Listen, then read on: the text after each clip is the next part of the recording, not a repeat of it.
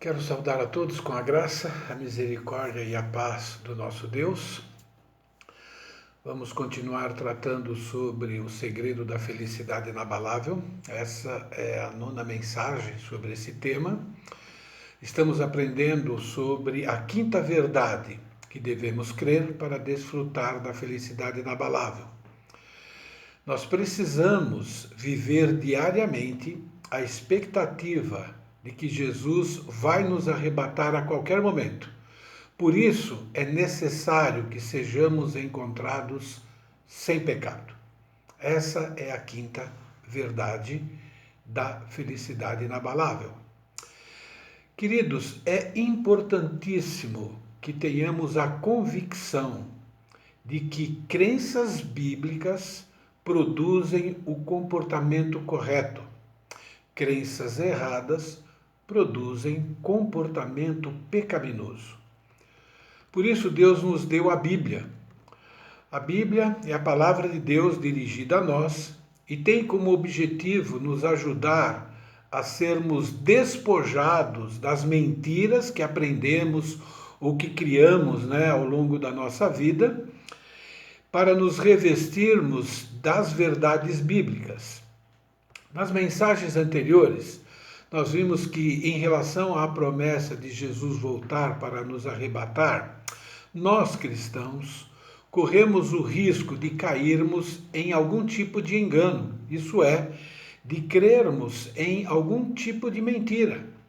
Por exemplo, o primeiro risco é que, por causa da aparente demora, nós corremos o risco de duvidar da literalidade dessa promessa.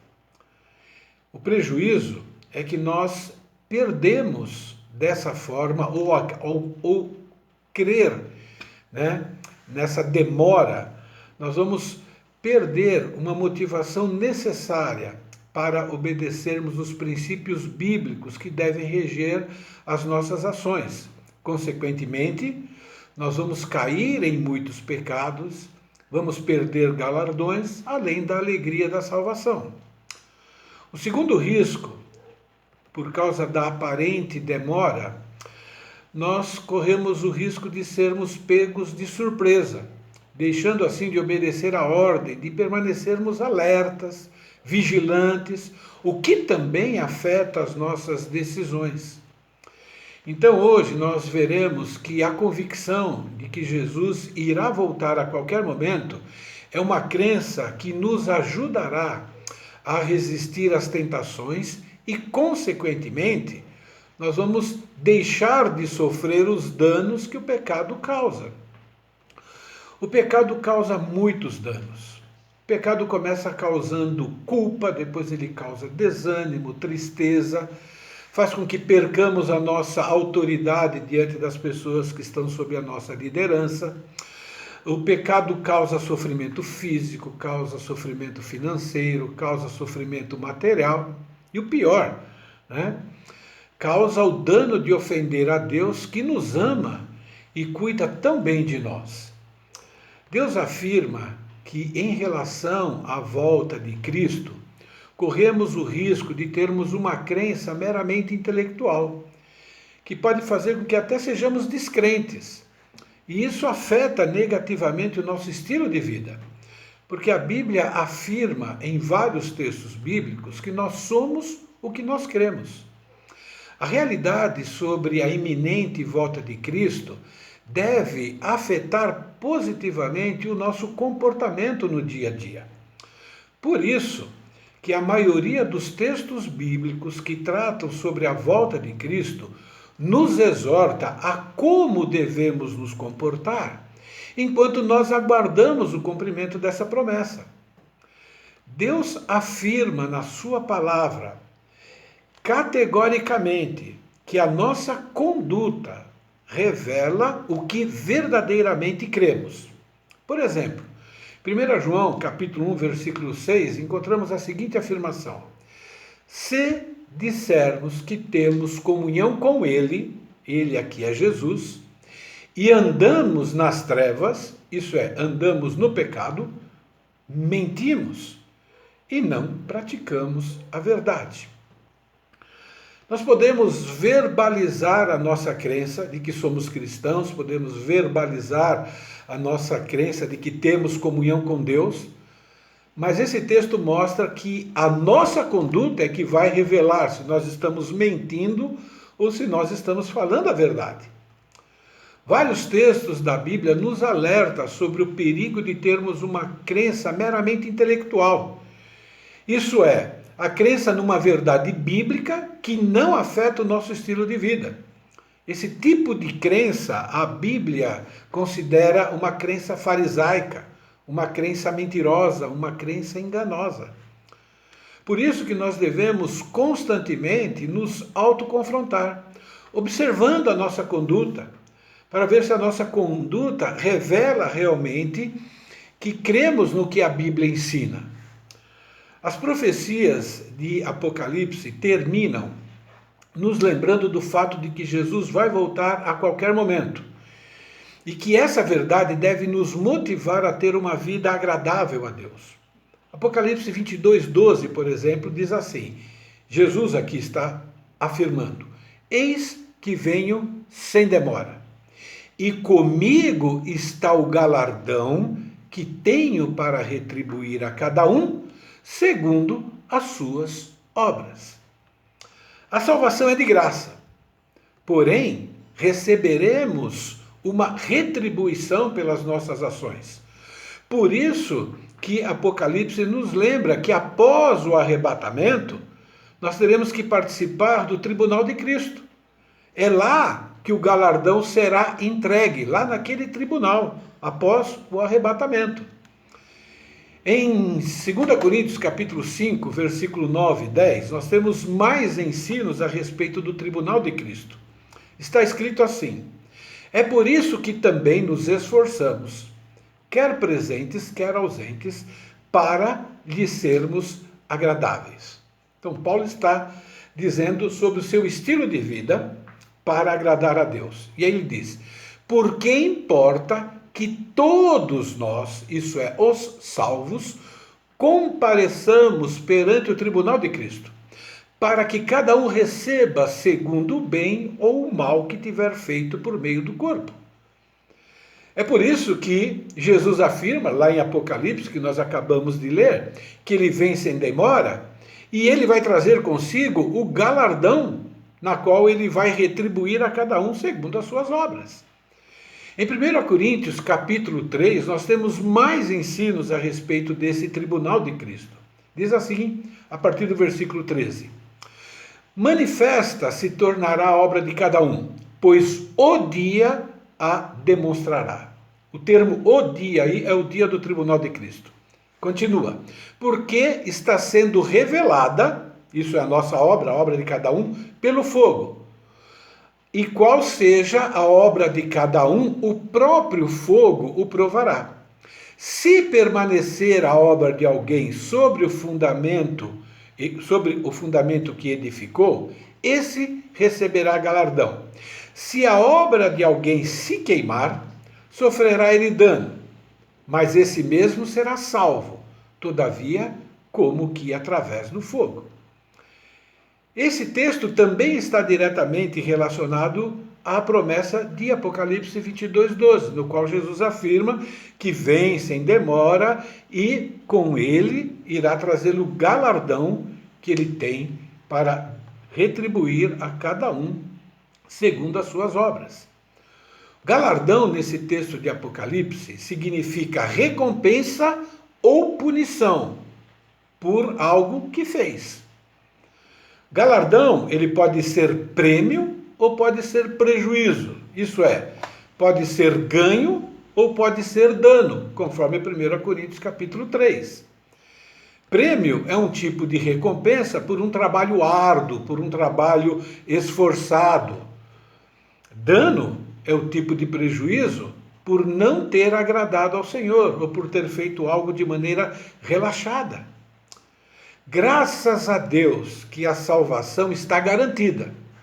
Por isso que ao ensinar sobre o tribunal de Cristo e os galardões, também está escrito, se a obra de alguém se queimar, sofrerá dano, mas esse mesmo será salvo, todavia, como que através do fogo. Alguns teólogos afirmam que o dano aqui é não receber o prêmio. Isso é, perder o prêmio. Mas eu creio que pode ser mais do que isso.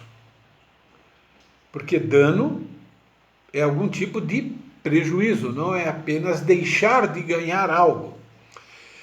Por causa da salvação ser de graça, não é? E os galardões exigem de nós um comportamento adequado, eu já ouvi, e vi também, né? Alguns cristãos afirmarem que não se importam com o galardão. Já sou salvo mesmo. Eu creio que o fato de não desejar receber galardão, isso é, de não ambicionar o galardão, é pecado, pois revela ingratidão, que é uma grande falta de amor para com Deus. Ser ingrato com tudo que Deus já nos deu, com tudo que Ele tem feito por nós, é pecado. E Deus diz como nós devemos nos comportar, e Ele premia esse comportamento. Então, não desejar ter esse comportamento é ingratidão. E ingratidão é a principal característica dos descrentes, das pessoas que não amam a Deus, das pessoas que não se importam com Deus. Isso é visto claramente em Romanos capítulo 1, versículo 21, que afirma o seguinte: porque, falando de um grupo de pessoas, dos descrentes, tendo conhecido a Deus, não o glorificaram como Deus, nem lhe renderam graças. Isso é, nem foram gratos. Mas os seus pensamentos tornaram-se fúteis e os seus corações insensatos se obscureceram. Por isso que nós devemos aguardar diariamente a volta de Cristo, desejando ardentemente receber galardão. É lógico que nós devemos desejar receber esses galardões, motivado pelo desejo de agradar a Deus, não somente para receber galardão em si ou um prêmio. Por isso Deus nos instrui como nós devemos nos comportar enquanto aguardamos a volta de Jesus, que acontecerá a qualquer momento, como já vimos na semana passada. A segunda epístola de Pedro é uma das várias instruções de como nós devemos nos comportar enquanto aguardamos a vinda de Jesus. Diz assim, é um texto que já temos lido também e desenvolvido nas últimas mensagens. A partir do versículo 8 está escrito: não se esqueçam disto, amados. Para o Senhor, um dia é como 1000 anos, e 1000 anos como um dia. O Senhor não demora em cumprir a sua promessa, como julgam alguns. Pelo contrário, Ele é paciente com vocês, não querendo que ninguém pereça, mas que todos cheguem ao arrependimento. O dia do Senhor, porém, virá como ladrão. Os céus desaparecerão com grande estrondo, os elementos serão desfeitos pelo calor, e a terra e tudo que nela há será desnudada. Visto que tudo será assim desfeito, que tipo de pessoas é necessário que sejamos? Vivam de maneira santa e piedosa, esperando o dia de Deus e apressando a sua vinda. Naquele dia os céus serão desfeitos pelo fogo, os elementos se derreterão pelo calor. Todavia, de acordo com a sua promessa, esperamos novos céus e nova terra, onde habita a justiça. Portanto, amados, enquanto esperam essas coisas, empenhem-se para serem encontrados por Ele em paz, imaculados e inculpáveis. Nesse texto nós temos uma pergunta. Pergunta do versículo 11. À luz daquilo que acabou de ser lido, que tipo de pessoas é necessário que vocês sejam? É uma pergunta retórica. O motivo pelo qual Deus nos deixou esse texto, o motivo pelo qual Deus inspira Pedro a responder essa pergunta, é porque nós somos o que nós cremos. E se nós cremos que Jesus vai voltar a qualquer momento, então Deus espera que nós tenhamos um comportamento adequado. E Deus inspira Pedro para responder essa pergunta feita por ele mesmo de maneira concisa. E Deus diz, né, que nós devemos viver cada dia, enquanto aguardamos o arrebatamento que vai acontecer a qualquer momento, em paz. Devemos ser encontrados vivendo de maneira santa, de maneira piedosa, imaculados e inculpáveis. Inclusive, ele afirma assim: empenhem-se para serem encontrados dessa forma. Então, Deus ordena que sejamos encontrados sem pecados no momento do arrebatamento. Sem pecado é o significado da palavra santo. Vivam de maneira santa. A palavra santo significa puro, significa incontaminado. A doutrina da volta iminente de Jesus nos estimula a perseverarmos na nossa santificação. A volta de Jesus a qualquer momento nos ajuda a lutar e vencer as tentações e os pecados que trazem inúmeros prejuízos. É por isso que a doutrina da iminência é extremamente importante na palavra de Deus e ela é enfatizada em vários textos da Bíblia. A palavra santo ou sem pecado se refere à nossa vocação como salvos por Cristo. Efésios capítulo 4, versículo 1, diz assim: rogo-vos, pois, eu, Paulo que está escrevendo, o prisioneiro no Senhor, que andeis de modo digno da vocação a que fostes chamados. Para vocação aqui significa convocados para viver conforme a nossa nova natureza, conforme pessoas salvas por Jesus, conforme o nosso novo caráter. Caráter esse cujo padrão é o comportamento, a maneira de pensar, falar e agir do nosso Senhor e Salvador Jesus Cristo.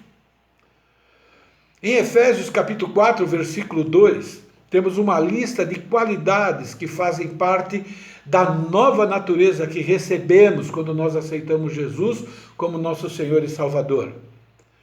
Diz assim, ou começa assim essa lista: andeis de modo digno da vocação a que fosse chamados. Versículo 1. Agora versículo 2. Com toda a humildade e mansidão, com longanimidade, suportando-vos uns aos outros em amor. Observem que as duas primeiras qualidades dessa nova natureza são humildade e mansidão. Humildade e mansidão são as duas qualidades que Jesus usou para descrever o que nós devemos aprender dele.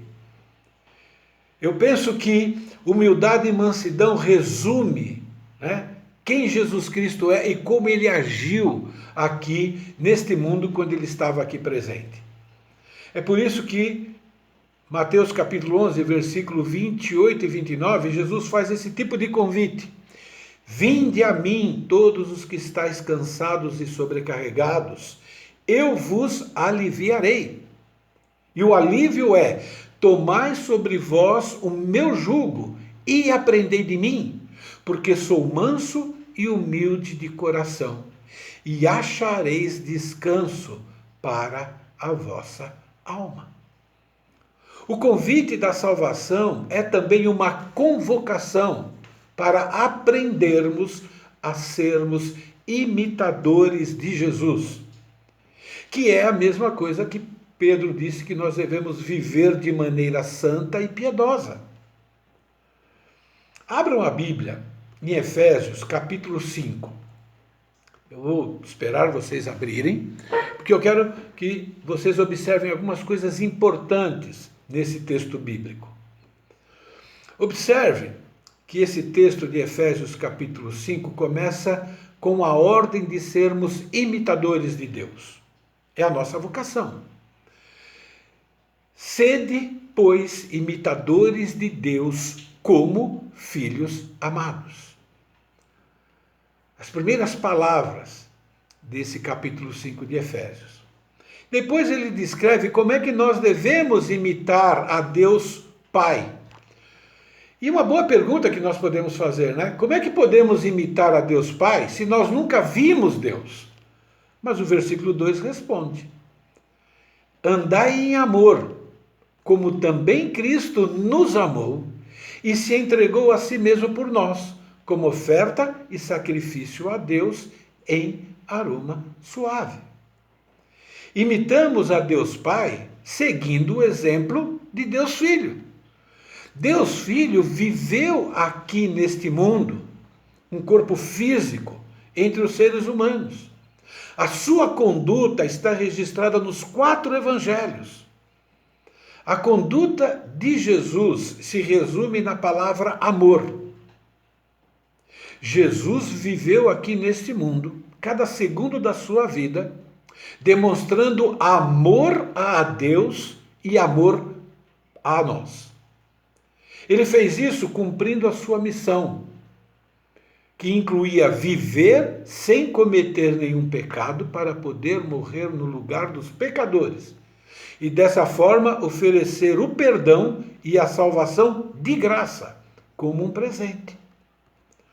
Todos os pecados que nós cometemos são demonstrações da falta de amor que nós temos a Deus e também ao próximo.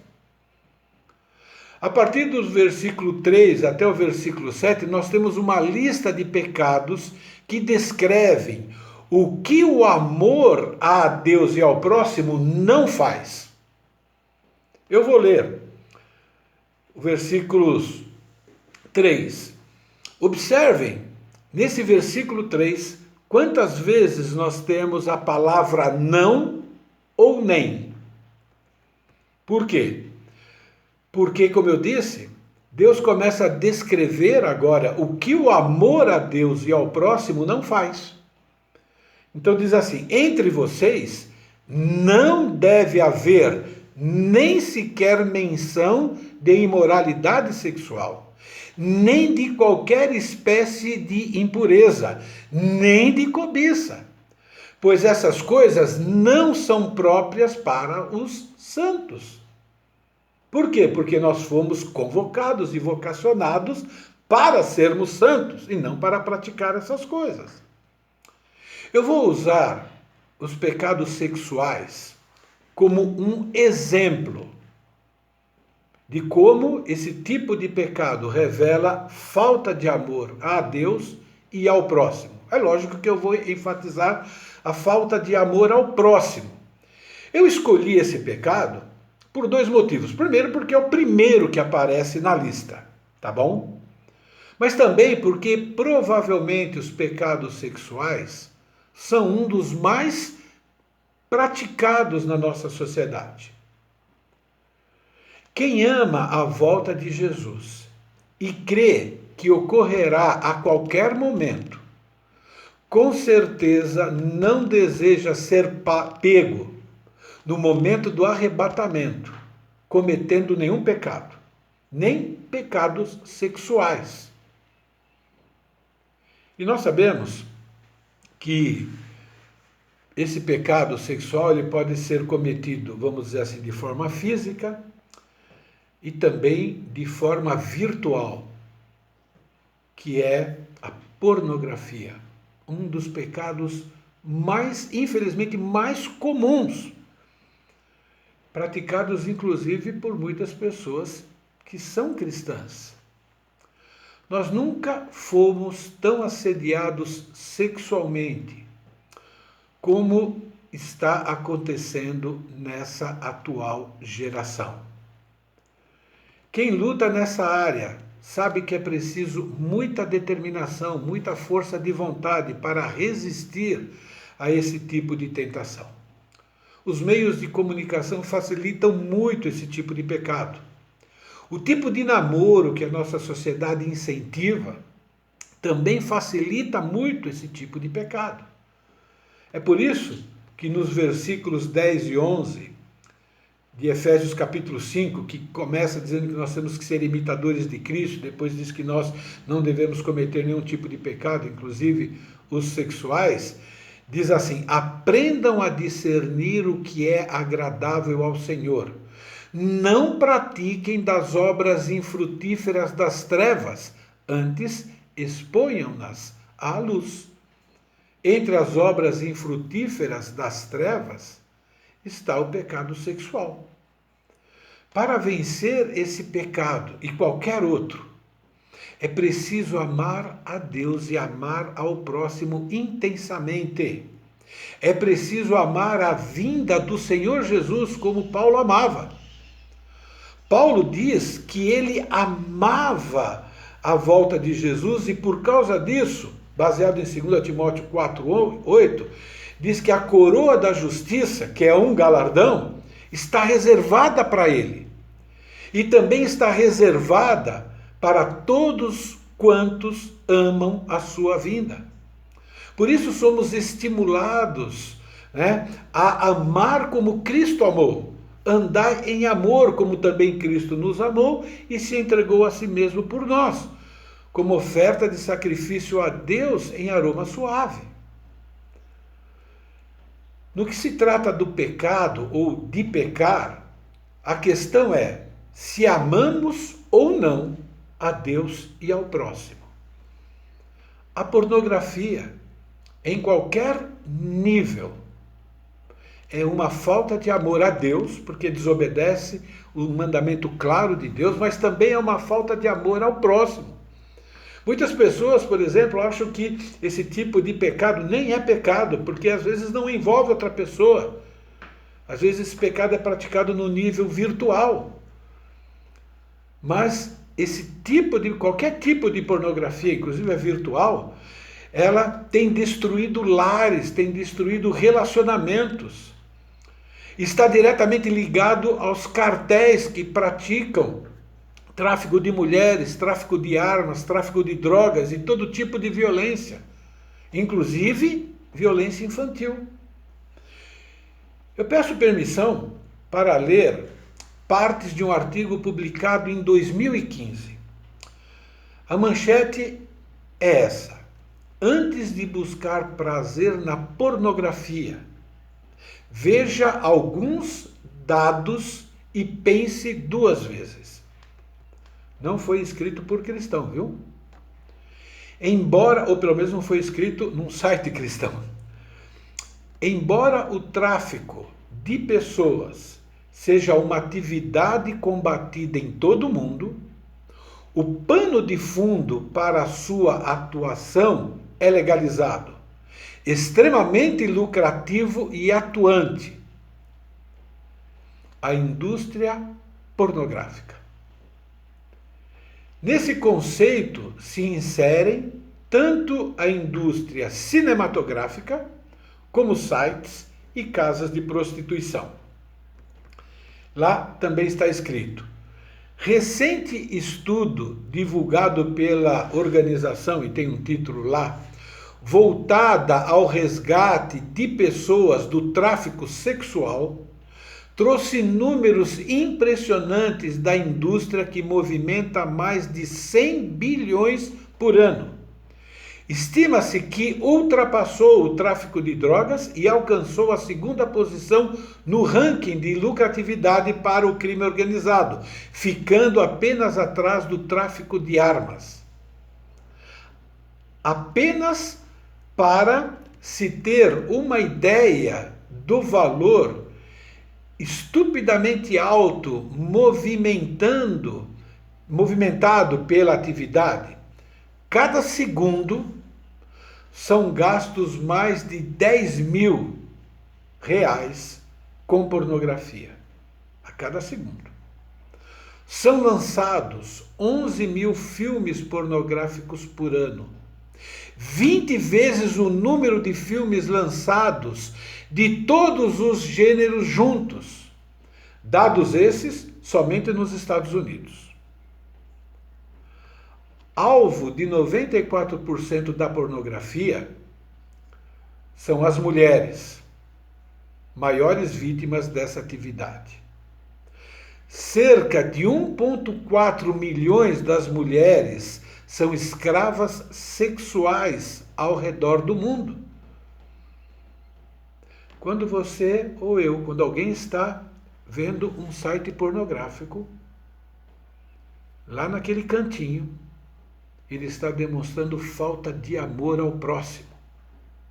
Continuando o artigo, a taxa de desenvolvimento de síndrome de estresse pós-traumático é equivalente aos de veteranos de guerras nos Estados Unidos.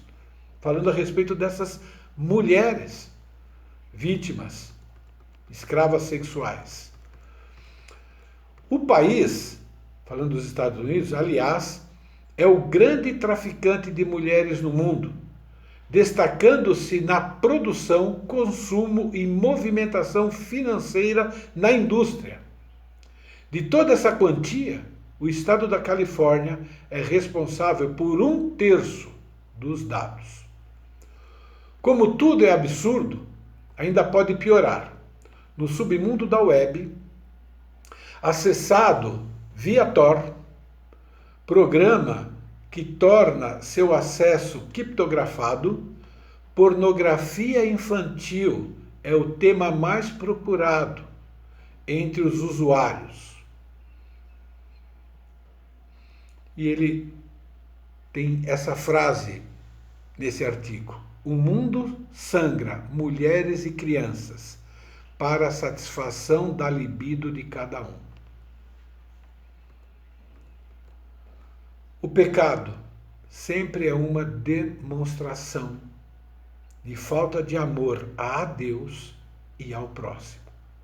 Cada clique num site que promove pornografia é um incentivo para mais uma criança ou mais uma mulher ser sequestrada, ser escravizada. Faturam mais dinheiro e faz parte de vários cartéis do crime organizado. Quem crê que o arrebatamento ocorrerá a qualquer momento não pode participar das obras infrutíferas das trevas. E crer que Jesus vai voltar a qualquer momento nos ajuda a vencer esse tipo de tentação. Nós, como salvos, somos pessoas que não vão participar, não devem participar dessas obras infrutíferas das trevas. Pelo contrário, nós somos pessoas vocacionadas para amar a justiça, conforme o próprio Pedro afirma nos versículos 13 e 14. Diz assim: todavia, de acordo com a sua promessa, esperamos novos céus e nova terra, onde habita a justiça. Portanto, amados, enquanto esperam essas coisas, empenhem-se para serem encontrados por ele em paz, imaculados e inculpáveis. Agora, a nossa santificação não deve se limitar à área sexual. Ainda em Efésios, que temos aquela lista lá, continua com uma lista de pecados que descrevem o que o amor a Deus e ao próximo não faz. E agora eu só vou ler, já que eu enfatizei como exemplo o pecado sexual. Diz assim: não haja obscenidade, nem conversas tolas, nem gracejos imorais, que são inconvenientes, mas, ao invés disso, ação de graças. Porque vocês podem estar certos disto: nenhum imoral, nenhum impuro, nem enganoso, nem ganancioso, que é idólatra, tem herança no reino de Cristo e de Deus. Ninguém os engane com palavras tolas, pois é por causa dessas coisas que a ira de Deus vem sobre os que vivem na desobediência. É por causa desse tipo de pecado que vai acontecer aquelas calamidades da grande tribulação descrita em Apocalipse. Versículo 7, portanto, não participem com eles dessas coisas. Nós somos vocacionados para fazer o que é correto e não para participar dessas coisas nojentas. Versículo 8, porque outrora, no passado, vocês eram trevas, mas agora são luz no Senhor. Vivam como filhos da luz. Pois o fruto da luz consiste em toda bondade, justiça e verdade. E aprendam a discernir o que é agradável ao Senhor. Não participem das obras infrutíferas das trevas, antes exponham-nas à luz. Amados, nossa vocação é ser imitador de Deus e não imitador das ações das trevas. Isso é, não ser imitador dos pecados praticados pelos descrentes. A palavra santo significa sem pecado. Mas a palavra santo inclui um outro significado. Significa também separado do pecado. Ser imitador de Cristo é sinônimo de santificação. Isso é, se esforçar para ser perfeito, vencendo as tentações, permanecendo santo e incontaminado. É assim que se vive de maneira santa e piedosa. É assim que devemos aguardar a volta de Jesus. Quando você ouve a palavra Maranata, quando você ouve a frase, caso Jesus não volte, você tem que lembrar junto com isso a ordem de Deus, de que devemos esperar esse momento vivendo de maneira santa e piedosa. É esse tipo de pessoa que Deus ordena e deseja que sejamos. A Bíblia sempre afirma que a nossa sociedade vive um estilo de vida contrário à vontade de Deus. Por isso é que ela vai ser punida quando Jesus voltar. Efésios capítulo 5, versículo 6, reafirma isso, dizendo, ninguém vos engane com palavras tolas. Pois é por causa dessas coisas que a ira de Deus vem sobre os que vivem na desobediência.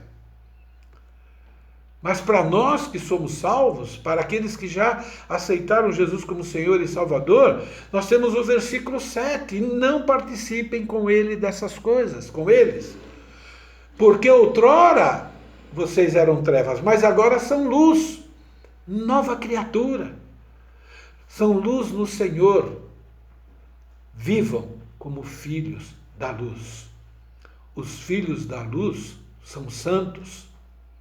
Devem viver separados do pecado, porque são amantes da justiça. Por isso, nós devemos nos manter separados de tudo que não agrada a Deus. Deus ensina que devemos viver de maneira coerente com o que nós somos. O que nós somos? Depois que nós aceitamos Jesus como Senhor e Salvador, João afirma que nós nos tornamos filhos de Deus, cidadãos dos céus. Em breve iremos viver com Jesus, num lugar onde não haverá injustiça e nenhum tipo de maldade. Por isso que nós não devemos praticar injustiça e maldade aqui.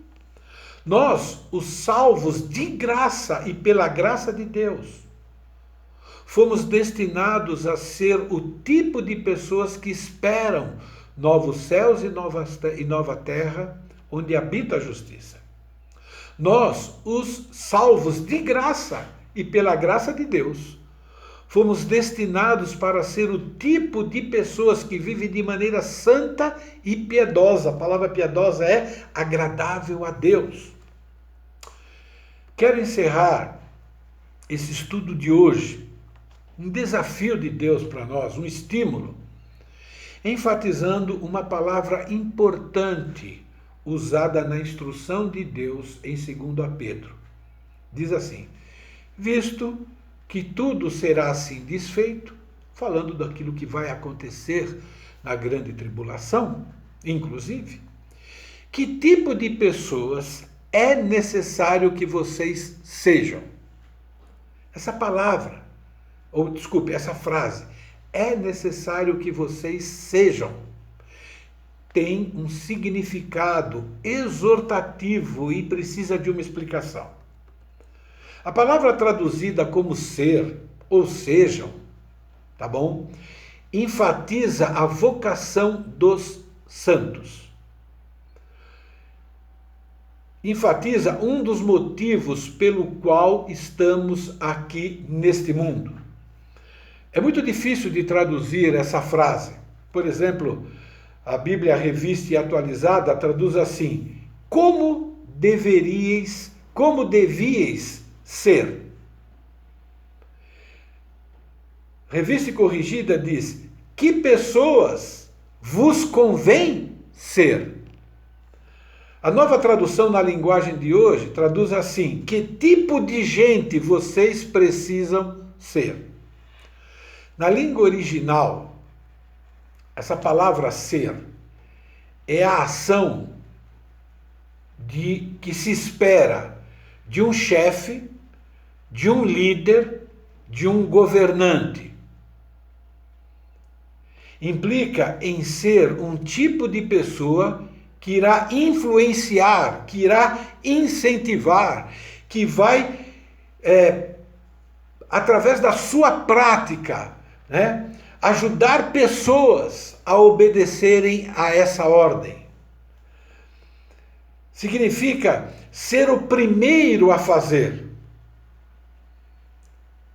ser o líder, ser aquela pessoa que vai, de alguma forma, influenciar e incentivar os outros a serem santos e piedosos. Por sermos salvos por Cristo, devemos ser pessoas exemplares, é isso que Deus está nos ensinando. Isso é, devemos ser pessoas que são referência de como se vive aqui neste mundo, de como se vive de maneira santa e de maneira piedosa. É uma ordem, porque esse verbo está no imperativo. Uma outra tradução para esse texto é necessário que vocês sejam o tipo de pessoas que vivem em santa conduta. Nós, os salvos de graça e pela graça de Deus, fomos destinados a ser o tipo de pessoa que se empenha para ser encontrado por Jesus sem pecado e, consequentemente, também vamos estar em paz, imaculados e inculpáveis. Os salvos por Jesus são pessoas vocacionadas e convocadas para viverem separadas do pecado, isso é, tendo uma conduta que agrada exclusivamente a Deus. Por isso Deus nos ordena a lembrar diariamente que Jesus irá voltar a qualquer momento e, consequentemente, devemos ser encontrados sem pecado. Para isso, é preciso identificar mentiras que nós cremos, nos despojar delas para nos revestir de verdades bíblicas. Porque nós ainda somos aquilo que nós acreditamos. Por exemplo, uma pessoa que acredita na mentira de que a salvação e outras bênçãos de Deus é conquistada através de grandes sacrifícios, seguindo regras, cumprindo rituais. A Bíblia diz que isso é uma mentira, porque a salvação é de graça. Mas essa mentira traz muitos prejuízos para essa pessoa, pois ela vai gastar seu tempo, vai gastar sua energia, vai gastar seus recursos em eventos ou atividades que, na verdade, não têm valor para a salvação. E o pior que isso, ela vai ter prejuízos, e até aquele prejuízo de viver eternamente em sofrimento no inferno. Tudo isso porque eles acreditam, ou porque não acreditam, que a salvação é um presente de Deus, de graça, através do sacrifício de Jesus, como, por exemplo, afirma Efésios 2, 8 e 9. Pois vocês são salvos pela graça, por meio da fé. Isso não vem de vocês, é dom de Deus, não por obras, não por sacrifícios pessoais, para que ninguém se glorie. Agora eu quero dar um outro exemplo mais prático. Quero dar um exemplo sobre mim mesmo. Eu sou pastor há 30 anos. Eu acredito na mente, isso é, teologicamente, eu acredito que a Bíblia ensina que as pessoas são mais importantes do que coisas. Que pessoas são muito mais importantes até de coisas que são legítimas e bíblicas. Exemplo. A Bíblia ensina que é correto, que é justo usar bem o dinheiro que Deus nos dá. Por isso é bíblico, por exemplo, evitar desperdício. Porém, algumas vezes eu me pego agindo pecaminosamente para conseguir o que é biblicamente correto. Por exemplo, para conseguir com que os desperdícios da minha casa sejam eliminados, me pego praticando obras da carne. Isso é, eu me pego sendo grosseiro, por exemplo, com a minha esposa, porque deixou lâmpada acesa. Por causa disso, eu crio discórdia, eu demonstro ira, eu demonstro ódio, eu demonstro egoísmo. Tudo isso são obras da carne, conforme Gálatas 5:20. Interessante, né? Para eliminar ou para tentar eliminar o pecado de desperdício, eu cometo pecado ou pecados contra a minha esposa, contra os meus filhos. Quando eu continuo agindo dessa forma, revela que eu estou acreditando numa mentira. Isso é, eu acabo acreditando, na prática, apesar de ter a teologia correta, que os fins justificam os meios, que é algo que o mundo ensina. Na mente, eu creio na verdade bíblica que pessoas são mais importantes. Na prática, eu demonstro crer o contrário. Isso é triste. E olha, eu até tento me enganar. Sabe como? Justificando para mim mesmo que aquilo que eu estou fazendo é para o bem da minha família, é para o bem da minha esposa, é para o bem do meu filho. Eu tento me enganar dizendo que eu estou demonstrando amor para com Deus e para com o próximo ao fazer isso. Porque, afinal de contas, estou evitando o pecado do desperdício. Por isso que nem eu, nem você, nem ninguém pode confiar na própria lógica. O nosso coração ainda é enganoso. Por isso que nós precisamos da palavra de Deus. Eu tenho que diariamente me revestir da verdade bíblica, de que eu devo agir visando agradar a Deus e amar o próximo. Para isso eu preciso agir demonstrando o fruto do Espírito, que é amor, alegria, paz, paciência, amabilidade, bondade, conforme Gálatas 5:22. Mesmo quando a minha amada esposa, o meu amado filho ou filha falham. Não importa o quanto os nossos planos ou os nossos desejos sejam lícitos e bíblicos. O que importa é se serão alcançados agradando a Deus. Não importa se os planos e desejos lícitos e bíblicos serão alcançados ou quando serão alcançados. O que importa é se eu agradei a Deus para consegui-los. Quando Jesus voltar, que será de surpresa, não podemos ser pegos com a boca na botija. O que significa isso? Não podemos ser pegos pecando. Não podemos ser pegos fazendo corpo mole no trabalho. Não podemos ser pegos colando na prova. Não podemos ser pegos assistindo filmes pornográficos. Não podemos ser pegos gritando com o cônjuge. Não podemos ser pegos reclamando da vida. Não podemos ser pegos cumprindo a nossa missão de conduzir pessoas a uma vida transformada por Jesus de maneira relaxada. Não podemos ser pegos cobiçando coisas desse mundo, usando o cartão de crédito para comprar aquilo que nós não temos condições de comprar naquele momento. Será uma grande vergonha sermos pegos no pecado. É por isso que nós temos a doutrina da iminente volta de Cristo.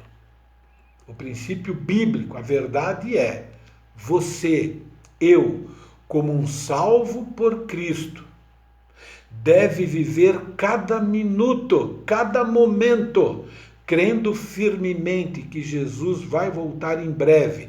Por isso deseja ardentemente ser encontrado sem pecado, vivendo de maneira agradável a Deus, vivendo de maneira santa, inculpável e piedosamente.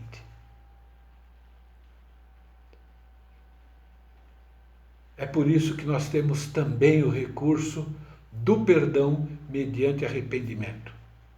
Mas a ênfase aqui é não pecar. A ênfase aqui é não sermos pego na hora H. Imagine que tristeza seria sermos pego pecando e ouvindo a trombeta tocar. Quero encerrar lendo 2 textos bíblicos sobre o arrebatamento iminente que devemos aguardar. Um já é bem conhecido, 2 Timóteo 4,8. Já a coroa da justiça me está guardada, o qual o Senhor, reto juiz, me dará naquele dia, não somente a mim, mas também a todos quanto amam a sua vinda. O outro texto é Hebreus 10, 35 a 39.